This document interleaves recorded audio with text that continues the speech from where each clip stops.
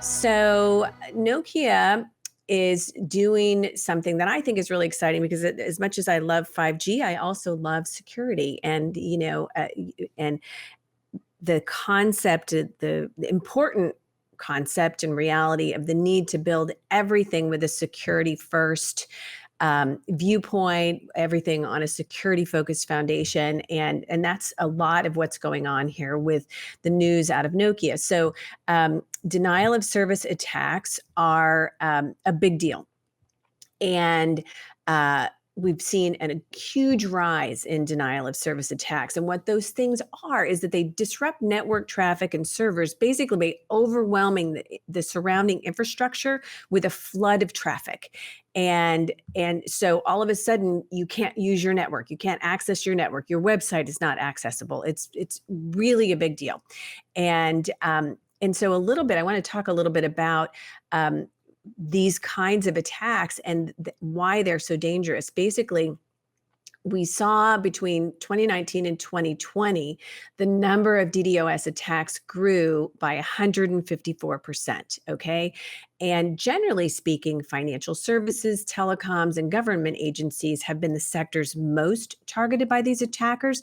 But actually, as this has evolved in the last year or so, any organization in any sector is vulnerable to a DDoS attack. Why? Because they're incredibly easy to execute. They're like hacking 101 for threat actors, okay?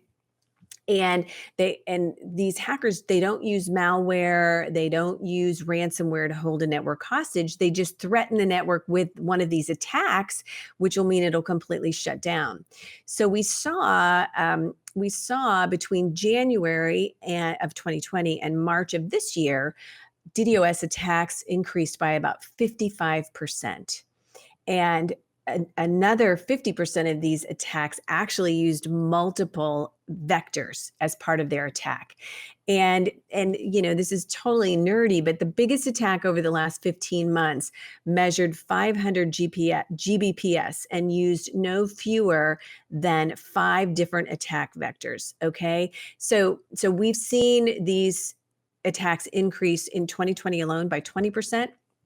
And again, totally nerdy. From a network traffic standpoint, these attacks that are used to flood and disrupt networks have grown from about 75 megabytes about a year ago to 1.5 terabytes, which is 100% increase, which is more of an increase than video gaming or video streaming has brought on networks. So this is a huge strain on network. It's a huge risk to networks. And so, okay, what does all this have to do with CSPs?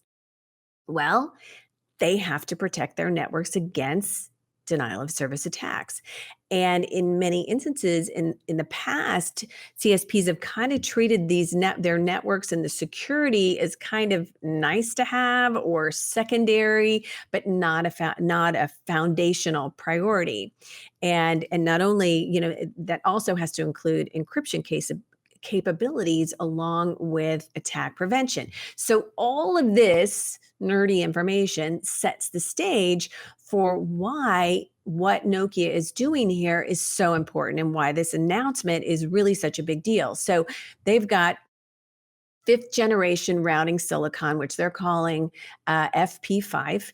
And its goal is to be able to provide the ability to lock down an entire network. It's simple, it's more affordable than what the solutions that were available before. It's built into the network, it's silicon based, and it's actually in the routers themselves. So that means it offers the lowest latency possible, which is important because you need low latency services for 5G. The other part of this is that the silicon allows for the encryption of traffic at the edge, no matter how it's being transported, and at a very high speed. So when a CSP needs security on the network, they turn it on. The functionality is already built in. It's an integrated part of the network. You can turn it on at any time, whenever you feel like it. There's my dog. And it doesn't impact performance because it's an integrated part of the network. So I totally nerded out about this. I think this is really exciting news. And I have a feeling you feel the same way. Yes, I do, and I think, yeah, you hit the major point, Shelley.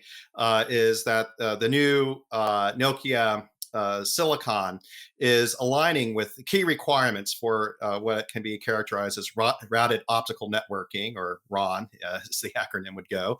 And what is important is that it's enabling line rate encryption. So clearly, Nokia is addressing a major requirement for any CSP out there, especially when it comes to say data center implementations.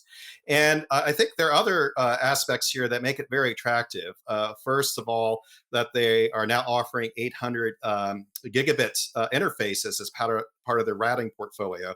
So sort of like it's not too soon to talk about 6G. Now it's not too soon to start talking about 800 gig routing interfaces, and that's Right. part of that scalability challenge you already hit on.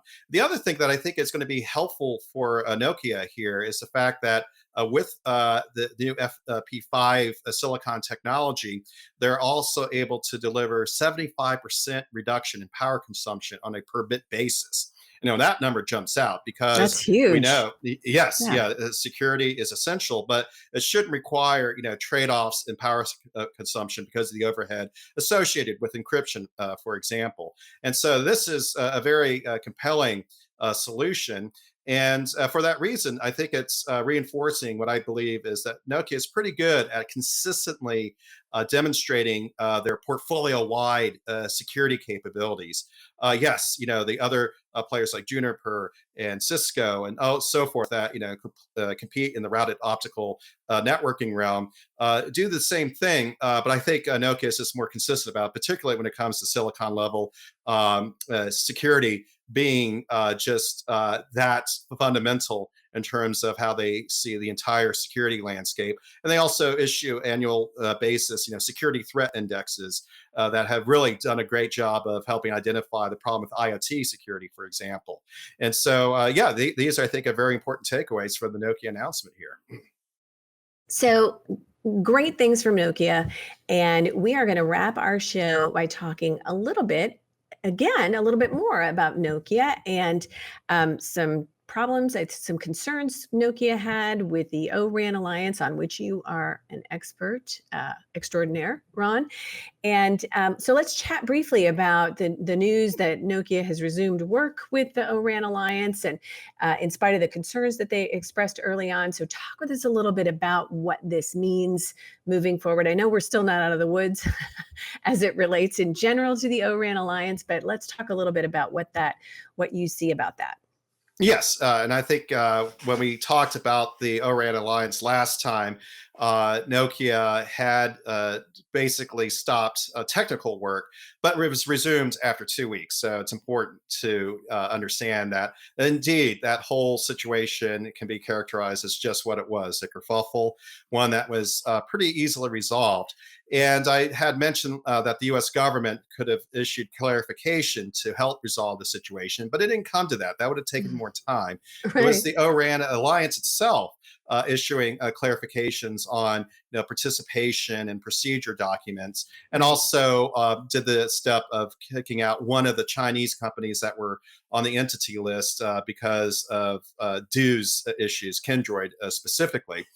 And so that allowed Nokia to have its concern addressed and continue.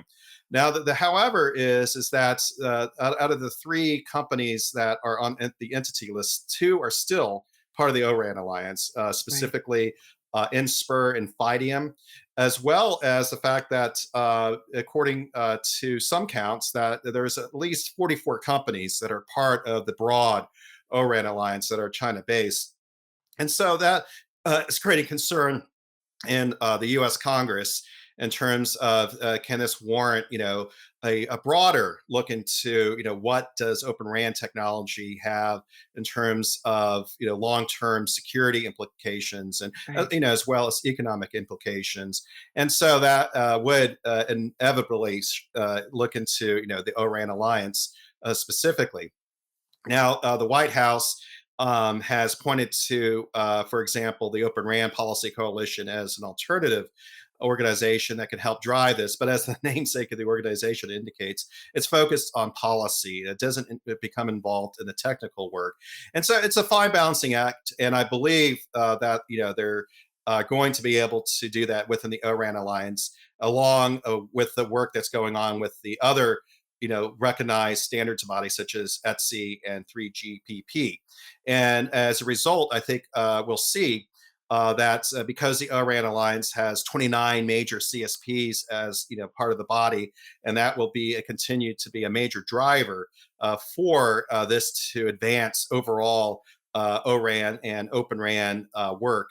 That is going to be critical to make 5G again successful, and not just in terms of implementing Open RAN, which has a lot of momentum behind it, not just because of the ORAN Alliance, but because again governments basically advocating Open RAN as a way to improve competitiveness, but also lessen reliance on supply chain concerns or national security implications of working with China-based companies. So I think this is overall it's good news. But there's still a little smoke when it comes to U.S. government scrutiny about Right. what is the degree of participation with the China-based companies, and as a result, are there any concerns that need to be emphasized because of that? Absolutely. Well, thanks for that overview. I will also add that the ORAN Alliance made changes to the participation documents and procedures to address these issues, and they put out a statement that kind of encapsulates all of that. I will include that in our show notes in case you want to take a deeper dive into that.